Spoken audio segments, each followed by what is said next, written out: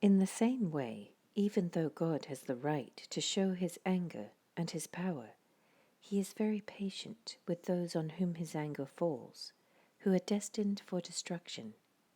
He does this to make the riches of his glory shine even brighter on those to whom he shows mercy, who were prepared in advance for glory.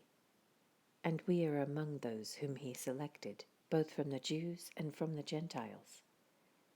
Concerning the Gentiles, God says in the prophecy of Hosea, "Those who were not my people, I will now call my people, and I will love those whom I did not love before."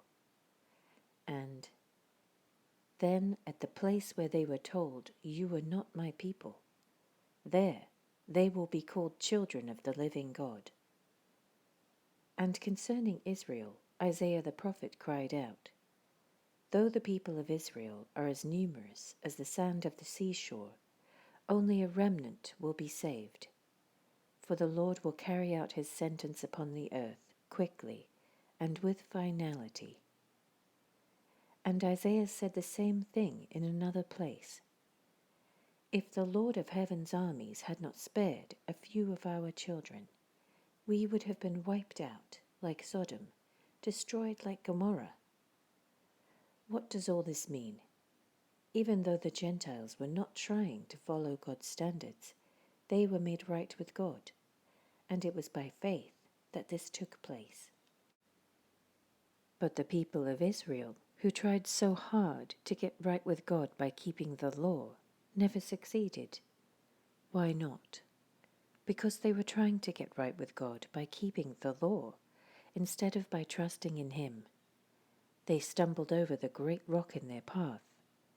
God warned them of this in the scriptures when he said, "I am placing a stone in Jerusalem that makes people stumble, a rock that makes them fall.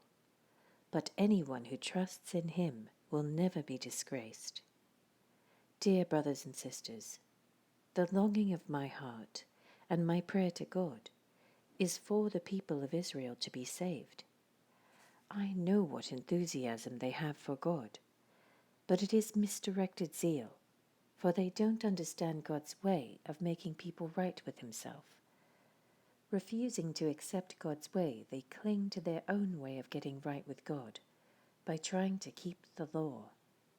For Christ has already accomplished the purpose for which the law was given. As a result, all who believe in him are made right with God. For Moses writes that the law's way of making a person right with God requires obedience to all of its commands. But faith's way of getting right with God says, "Don't say in your heart, 'Who will go up to heaven to bring Christ down to earth?' And don't say, 'Who will go down to the place of the dead to bring Christ back to life again?' In fact, it says, 'The message is very close at hand. It is on your lips and in your heart.'" And that message is the very message about faith that we preach. If you confess with your mouth that Jesus is Lord and believe in your heart that God raised him from the dead, you will be saved. For it is by believing in your heart that you are made right with God, and it is by confessing with your mouth that you are saved. As the scriptures tell us, anyone who trusts in him will never be disgraced. Jew and Gentile are the same in this respect.